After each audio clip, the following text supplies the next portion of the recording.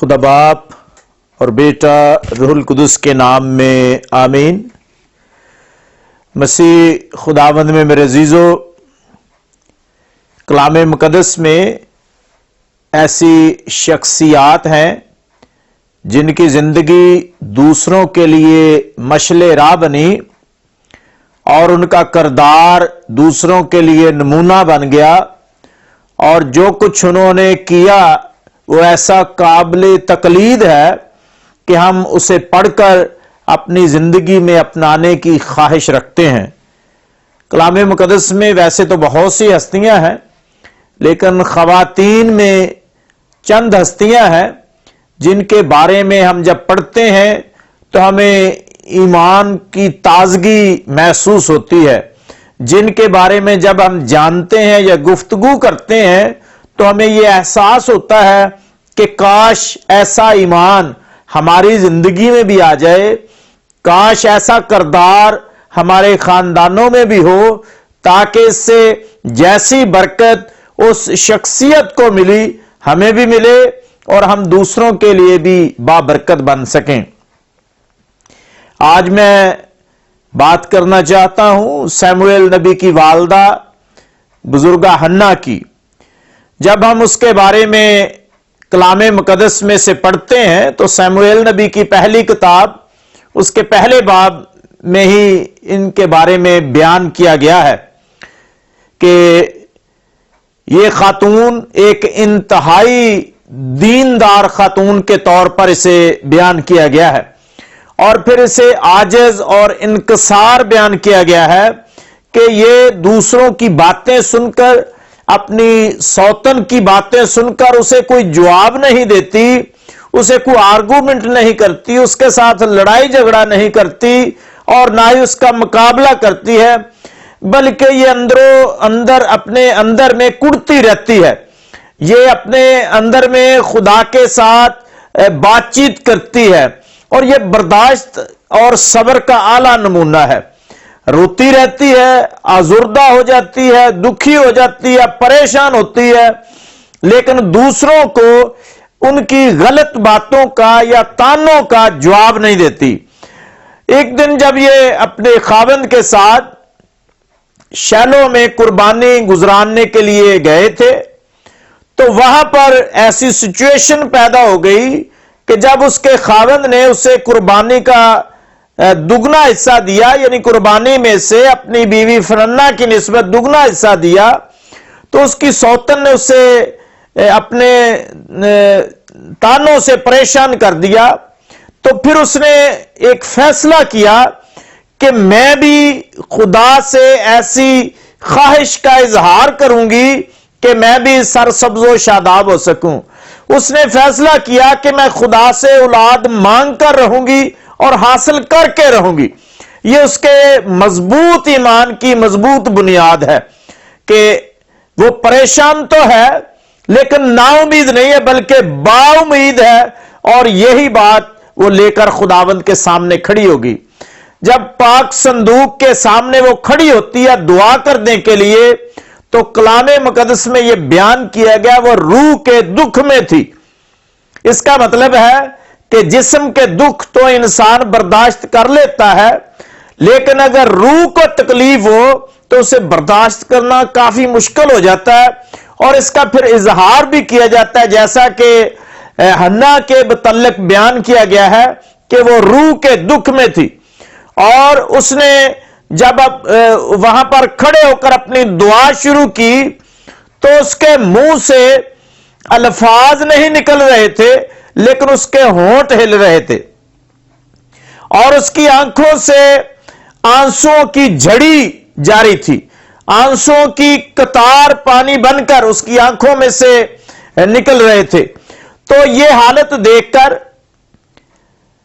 جو وہاں پر عالی کاہن تھے بزرگ، ان کو بڑی حیرانی ہوئی، اور وہ بڑے حیران ہو کر اس کی طرف دیکھ رہے ہیں، جبکہ یہ خدا کے ساتھ لو لگا کر خدا کے سامنے اپنا مقدمہ پیش کر رہی ہے، اپنی بات خدا کو بتانے کی کوشش کر رہی ہے، خدا کے سامنے اپنے آپ کو انڈھیل رہی ہے۔ سب سے پہلے اس نے خدا کے سامنے کھڑے ہو کر دعا کرنا شروع کیا، اور اس نے خداوند خدا سے دعا مانگی، اور پھر دعا صرف اونچی اونچی آواز میں شور کر کے دعا نہیں مانگی اس نے، بلکہ خاموشی میں دعا کیا، جسے صرف اور صرف خدا نے سنا ہے۔ اس کی آواز اتنی آہستہ ہے کہ کسی انسان کے کانوں تک نہیں پہنچی، لیکن اتنی اونچی ہے کہ خدا کے آسمان تک پہنچ گئی، اور اس کی دعا کو خدا نے سنا۔ دعا کرتے ہوئے پھر نہ صرف اس میں جذبات شامل ہے، بلکہ آنکھوں کے آنسو بھی شامل ہے، اور خدا کسی کے آنسوؤں کو رائیگاں نہیں جانے دیتا۔ وہ انسان نہیں ہے جو انسانوں کو رلا دے، بلکہ وہ روتے ہوئے کے آنسو پوچھتا ہے، اور جو کچھ کوئی انسان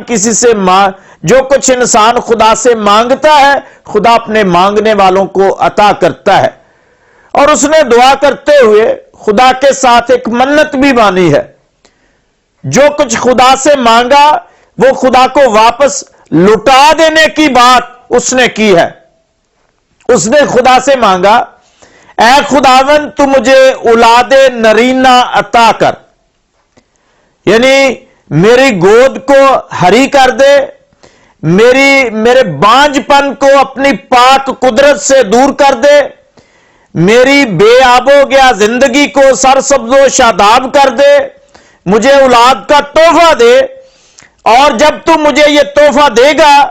میں تیرا دیا ہوا تحفہ واپس تجھے لٹا دوں گی۔ یعنی یہ منت اس نے خاموشی میں خدا کے ساتھ مان لی، خدا کے ساتھ یہ بات چیت کر لی کہ مجھے تو بیٹا دے دے، مجھے اولاد نرینہ دے دے، میں وہ بیٹا ہمیشہ ہمیشہ کے لیے تجھے واپس دے دوں گی، میں اپنے پاس نہیں اسے رکھوں گی۔ تو یہ بات چیت اس نے خدا کے ساتھ کی ہے، لیکن خاموشی میں کی ہے، ایک لفظ اس کی زبان سے نہیں نکلا جسے انسان سن سکیں۔ اور یہی بات بزرگ علی کاہن کے لیے بڑی کہہ لیں تکلیف کا باعث بن گئی، اور وہ اس سے دھوکہ کھا گئے، اور انہیں پتہ نہیں چلا کہ میں کس خاتون سے گفتگو کر رہا ہوں، ایک ایسی خاتون سے جو خدا کے ساتھ محو گفتگو ہے، ایک ایسی عورت سے میں بات چیت کر رہا ہوں جو کہ خدا کے ساتھ اپنا لو لگا چکی ہے، جس کی خدا کے ساتھ اپنی منت مان رہی ہے جو۔ تو اس نے اس خاتون سے کہا، حنا سے علی کاہن نے فرمایا کہ عورت جو نشہ تو نے کیا ہے، جو میں تو نے پی ہے، اسے جلد ہضم کر۔ تو اس خاتون کی عاجزی اور انکساری کی انتہا دیکھیے کہ اس نے میں کو چکھا نہیں ہے، اس نے کوئی نشہ نہیں پیا، اس پر الزام لگایا جا رہا ہے، لیکن وہ الزام کا جواب انتہائی ادب اور احترام کے ساتھ دیتی ہے۔ اس نے کہا، نہیں ہے میرے آقا، میں نے نہ تو میں پی ہے اور نہ ہی کوئی اور نشہ پیا ہے۔ یعنی اس کا مطلب ہے کہ اس زمانے میں نہ صرف مرد حضرات بلکہ خواتین بھی ہو سکتا ہے کہ نشہ کرتی ہوں، اس کی اس بات سے ہمیں اندازہ ہوتا ہے۔ تو وہ بیان کرتی ہے کہ میں بھی نہیں پی اور نہ ہی کوئی اور نشہ کیا ہے، مجھے تو خدا کے ساتھ بات چیت کرنے کا نشہ ہے، میں تو اپنے دکھوں کی بات خدا کے سامنے اڈھیر رہی ہوں، میں تو اپنا آپ خدا کو بیان کر رہی ہوں کہ میری زندگی کے دکھ صرف اور صرف تو ہی دور کر سکتا ہے، اور میں نا امید نہیں ہوں بلکہ مجھے امید ہے کہ میرا خدا میرے ان دکھوں کا مداوع کرے گا اور میری ان تکلیفوں کو میری زندگی میں سے دور کر دے گا۔ تو پھر وہ دوسری بات بھی کرتی ہے کہ میں تو اپنا دکھ خدا کو بیان کر رہی ہوں، پھر کہتی ہے میں کوئی خبیث عورتوں میں سے کسی ایک جیسی نہیں ہوں۔ اس کا مطلب ہے کہ اس نے اپنے آپ کو یہ بھی ظاہر کیا کہ میں غلط عورتوں کی نمائندہ نہیں ہوں یا غلط عورتوں میں سے نہیں ہوں، بلکہ میں تو ایک انتہائی دکھی اور پریشان حال عورت ہوں، اور میں خدا کے سامنے اپنا دکھ بیان کر رہی ہوں۔ جب یہ صورتحال علی کاہن کو پتا چلی تو اس نے اسے پھر برکت دی ہے۔ اس نے کہا کہ بیٹی، خدا تیری مراد پوری کرے گا جو تو نے خدا کے سامنے رکھی ہے، جو تو نے خدا سے جو کچھ مانگا ہے میرا خدا تمہیں عطا کرے گا، سلامتی سے چلی جا۔ اور کلام مقدس میں ہم پڑھتے ہیں کہ اس عورت کا چہرہ پھر پہلے جیسا اداس نہ رہا، اس کی اسی وقت دعا کے وقت ہی پریشانی ختم ہوگی۔ اس کو یقین ہو گیا کہ میرا خدا مجھے ضرور اولاد نرینہ عطا کرے گا۔ اس کو یہ پتا چل گیا کہ جس خدا کے سامنے میں نے اپنی درخواست رکھی ہے میرا خدا اس درخواست کو پورا کرے گا۔ اس کے ایمان کا اظہار ہے کہ اس نے پریشان ہونا چھوڑ دیا، اس نے اپنا دکھ چھوڑ دیا اور اس کا چہرہ اداس نہ رہا بلکہ کھل اٹھا اور وہ حشاش بشاش خوشی کے ساتھ وہاں سے روانہ ہوئی۔ اور کلام مقدس میں لکھا ہے خداوند خدا نے اسے بیٹا عطا کیا اور اس نے اس کا نام سیموئیل رکھا، جس کا مطلب ہے میں نے خدا سے مانگا، یعنی خدا سے مانگا ہوا خدا نے عطا کیا۔ تو سیموئیل نبی جب پیدا ہوئے تو اس سال پھر ہنا خدا کو سجدہ کرنے کے لیے، عبادت کرنے کے لیے، سالانہ قربانیاں چڑھانے کے لیے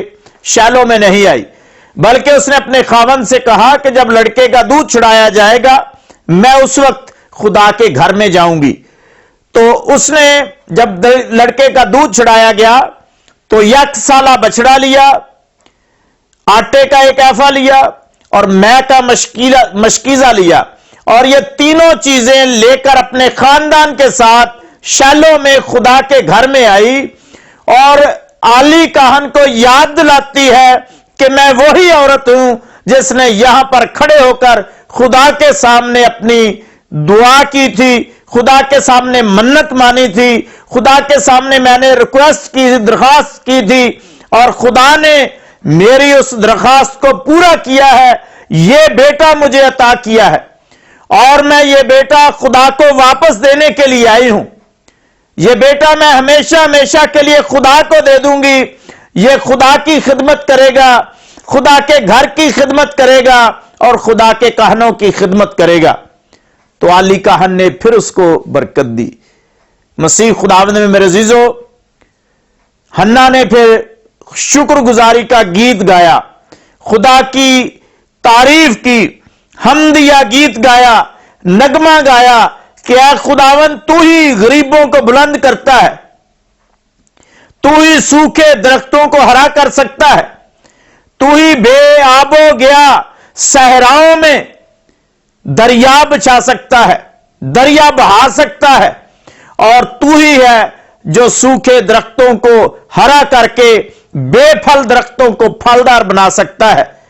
تو اس نے یہ حمدیہ گیت خدا کے حضوری میں خدا کے سامنے پیش کیا۔ مسیح خداوند میں میرے عزیزو، یہ خاتون ایسی خاتون ہے جس نے جو وعدہ، جو عہد خدا کے ساتھ کیا اس کو پورا کیا۔ تصور کریں کہ اگر کسی کو بڑی منتوں مرادوں کے بعد کوئی بیٹا ملا ہو تو کیسے وہ انسان وہ بیٹا خدا کو دے سکتا ہے؟ ناممکن سی بات لگتی ہے، مشکل سی بات لگتی ہے، لیکن اس خاتون نے اپنے اس عہد کو یاد رکھا کہ میں نے منت مان کر خدا سے بیٹا لیا ہے، میں نے خدا کے ساتھ وعدہ کیا ہے کہ میں اسے ہمیشہ ہمیشہ کے لیے تجھے دے دوں گی، تو میں اپنے اس وعدے پر پورا اترنا چاہتی ہوں، اس وعدے کو نبھانا چاہتی ہوں، اس عہد کو قائم رکھنا چاہتی ہوں۔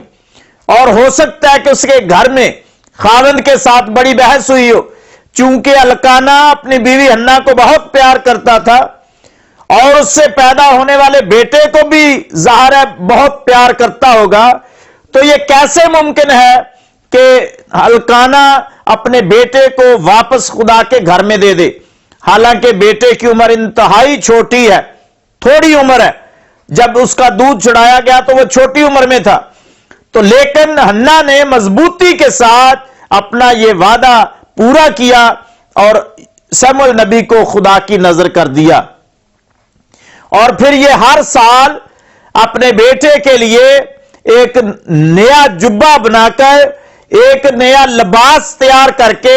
وہاں پر لے کر جاتی رہی تاکہ اس کا بیٹا اس نئے لباس میں خدا اور اس کے کہن کی خدمت کر سکے، خدا کے گھر میں خدمت کر سکے۔ اور پھر ہم خدا کے پاک کلام میں پڑھتے ہیں کہ حنا کے اس رویے سے خوش ہو کر، متاثر ہو کر خدا کے کاہن نے، عالی کاہن نے اسے برکت دی اور الکانا سے کہا خدا تجھے اس عورت میں سے تیری نسل کو بڑھائے، تجھے اولاد عطا کرے۔ اور خدا نے پھر اسے سیموئیل کے علاوہ حنا میں سے 3 بیٹے اور 2 بیٹیاں عطا کی۔ مسیح خداوند میں میرے عزیزو، یہ ہے کہ جب ہم خدا کے ساتھ چلتے ہیں، خدا سے امید رکھتے ہیں اور خدا کے آگے اپنے آپ کو انڈھیل دیتے ہیں، روح کے دکھ میں آ جاتے ہیں اور اپنا دکھ خدا کے سامنے بیان کرتے ہیں، تو خدا ہمارے اس دکھ پر نظر کرتا ہے، خدا ہماری اس تکلیف کو سمجھ لیتا ہے اور خدا ہماری اس تکلیف پر غور و خوض کر کے اسے دور کرتا ہے اور سوکھے درخت کو ہرا بنا دیتا ہے اور بانجھ کو اولاد والی بنا دیتا ہے۔ آئیے ہم حنا کی طرح خدا کی حضوری میں دعا کرنا سیکھیں۔ حنا خواتین کے لیے ایک بہت اعلیٰ نمونہ ہے، مایوسی میں سے امید کا اعلیٰ نمونہ ہے کہ اپنے زندگی میں کبھی بھی مایوس نہ ہو۔ لوگ تنگ کریں، لوگ تانے دیں، لوگ ہمیں ایسی سچویشن میں لے جائیں جہاں پر نا امید ہونے کے چانسز بڑھ جائیں، لیکن پھر بھی اپنا لو خدا کے ساتھ لگا لیں، اپنا رابطہ خدا کے ساتھ مضبوط کر لیں، تو خدا حنا کی طرح ایسی خواتین کو جو کہ بے اولاد ہیں سرفراز کرے گا، ایسی خواتین کی گود کو ہرا کر دے گا جو کہ نا امیدی اور مایوسی میں گری ہوئی ہیں، جن کے پاس اولاد کا تحفہ نہیں ہے۔ خدا کے سامنے جھک جائیے، خدا کے سامنے حنا کی طرح دعا کیجئے اور اپنی ریکویسٹ، اپنی درخواست خدا کے سامنے پیش کریں کہ خداوندہ مجھے حنا کی طرح سرفراز کر اور مجھے اولاد کا تحفہ دے۔ خداوند خدا ضرور آپ کی دعا کو سنے گا اور حنا کی طرح آپ کو اولاد دے گا، تاکہ آپ دنیا کے سامنے، دنیا کے ساتھ کھڑے ہو کر آپ بھی خدا کا شکر ادا کر سکیں کہ خدا نے آپ کے خاندان کو مکمل کیا ہے اور آپ کا خاندان تکمیل کی طرف بڑھا ہے۔ آئیے خدا سے دعا کریں ان تمام خاندانوں کے لیے جو بے اولاد ہیں، جن کے پاس اولاد کا تحفہ نہیں، کہ خداوند خدا ان پر کرم کی نگاہ کرے اور جیسے خدا نے حنا کو اولاد عطا کی، اسی طرح خداوند خدا ایسے تمام خاندانوں پر کرم کر کے انہیں بھی اولاد عطا کرے، تاکہ وہ خوشیوں کے ساتھ، کامیابی کے ساتھ ایماندارانہ زندگی گزاریں اور خدا کے نام کو عزت اور جلال ملے۔ مسیح خداوند کے وسیلہ سے آمین۔